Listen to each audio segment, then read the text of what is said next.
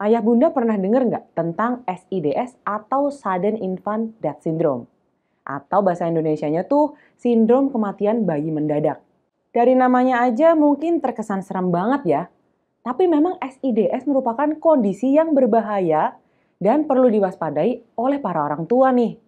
Apalagi menurut penelitian, SIDS adalah salah satu penyebab utama kematian bayi, terutama di usia 2-4 bulan.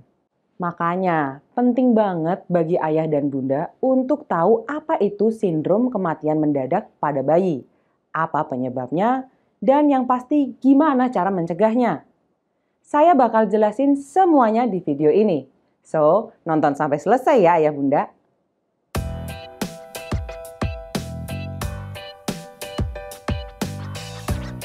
Halo, saya Dr. Sheni dari Halo Dokter. Seperti namanya, SIDS terjadi secara mendadak dan paling sering terjadi saat bayi tertidur. Tapi nggak menutup kemungkinan juga kalau SIDS terjadi saat bayi terbangun ya. Umumnya, SIDS bisa terjadi karena bayi mengalami gangguan metabolisme dan gangguan irama jantung atau aritmia. Beberapa faktor yang bisa meningkatkan resiko terjadinya SIDS adalah yang pertama, adanya kelainan genetik. Kemudian terdapat gangguan di otak, dan yang ketiga terlahir prematur, keempat berat badan bayi saat lahir rendah, dan yang terakhir menderita infeksi paru. Bisa juga nih faktor resikonya berasal dari ibunya. Di antaranya, usia saat mengandung kurang dari 20 tahun, dan yang kedua merokok saat hamil, ketiga mengonsumsi minuman beralkohol atau menyalahgunakan nafsa, keempat tidak rutin mengontrol kehamilan ke dokter, dan pernah melahirkan anak yang meninggal akibat SIDS. Tapi selain itu, resiko SIDS juga bisa meningkat jika si kecil memiliki beberapa faktor berikut. Yang pertama, sering tidur dengan posisi menyamping. Jadi, bayi yang masih di bawah usia 6 bulan umumnya belum punya kemampuan untuk membalikkan atau menggulingkan badannya. Nah, jika bayi tidur dalam posisi menyamping, maka ada resiko posisinya berpindah ke posisi telungkup atau tengkurap ya bun.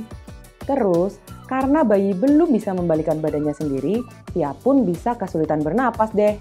Hal ini juga berlaku jika bayi ditidurkan di kasur atau tempat yang permukaannya terlalu empuk.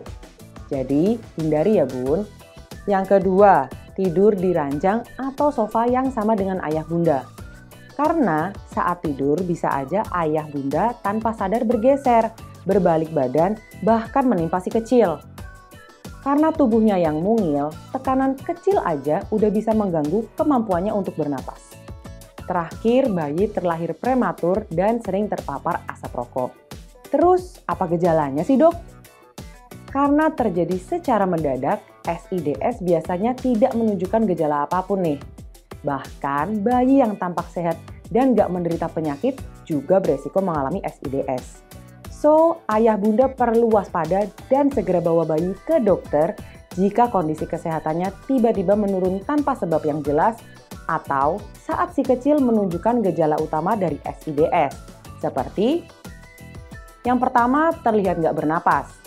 Ayah bunda bisa memastikan kondisi ini dengan merasakan embusan napasnya dari hidung atau mulut, maupun memperhatikan gerakan perut si kecil. Yang kedua, si kecil nggak bangun dari tidur meskipun udah dibangunkan. Atau saat ayah bunda berusaha mendengarkan denyut jantung si kecil tapi tidak terdengar suara apapun. Hal-hal ini perlu benar-benar diperhatikan ya ayah bunda. Apalagi kalau usia si kecil masih sekitar 2-4 bulan.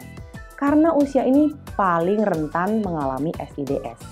Nah, sebenarnya cukup banyak cara yang bisa dilakukan untuk mencegah SIDS. Tapi, saya akan kasih tahu tips yang paling gampang dan efektifnya dulu ya. Yaitu, yang pertama, hindari tidur bersama si kecil baik di ranjang, sofa, ataupun kursi yang sama. Yang kedua, tidurkan si kecil di ranjang atau tempat tidur khusus bayi yang nyaman. Lalu tempatkan ranjangnya di dekat tempat tidur ayah bunda. Yang ketiga, jika si kecil menggunakan box bayi untuk tidur, pastikan sudah aman, kokoh, dan berkualitas baik ya. Yang keempat, hindari menempatkan boneka, bantal, atau guling yang relatif besar dan berat di tempat tidur bayi. Yang kelima, pastikan alas tidur bayi nggak terlalu empuk dan nggak terlalu keras. Yang keenam, kalau bayi pakai selimut, pastikan selimutnya nggak lebih tinggi dari pundak bayi ya. Kemudian atur suhu ruangan kamar bayi agar nggak terlalu panas dan juga nggak terlalu dingin. Dan juga pastikan bayi selalu tidur dalam posisi telentang, seenggaknya sampai dia berusia 1 tahun. Terus jauhkan juga si kecil dari paparan asap rokok. Untuk lebih lengkap dan jelasnya lagi, ayah bunda bisa konsultasi dengan dokter anak nih. Sekarang udah lebih praktis kok ayah bunda. Bisa aja konsultasinya via chat, misalnya lewat aplikasi Halo Dokter. Di aplikasi ini, ayah bunda bisa tanya-tanya sepuasnya soal kesehatan bayi ataupun masalah kesehatan ayah bunda sendiri loh. Pilihan dokternya pun lengkap, ada dokter umum, dokter spesialis, bahkan psikolog pun ada. Terus, kalau misalnya ayah bunda mau memeriksakan kesehatan si kecil ke dokter anak, ayah bunda bisa nih buat janji konsultasi di aplikasi Halo Dokter juga. Jadi nggak perlu capek-capek deh antri di rumah sakit. Kalau belum punya aplikasi Halo Dokter, habis nonton video ini, ayah bunda bisa download aplikasinya di Google Play ataupun App Store ya. Oke deh, segitu dulu informasi yang bisa saya berikan kali ini. Bukannya bermaksud bikin ayah bunda cemas, takut, atau bahkan panik kok. Hanya saja informasi ini penting buat orang tua ketahui, supaya bisa lebih waspada dan aware sama kesehatan maupun keamanan sang buah hati tercinta. Mencegah memang lebih baik daripada mengobati kan? Yuk bagikan video ini ke keluarga maupun kerabat terdekat ayah bunda, terutama yang punya bayi nih, supaya bisa bareng-bareng aware sama SIDS dan tentunya bisa melakukan upaya pencegahan yang dibutuhkan. Nah, ayah bunda mau tahu apa lagi nih tentang masalah kesehatan bayi? Langsung tulis aja di kolom komentar ya. Sehat-sehat ya ayah bunda dan si kecil.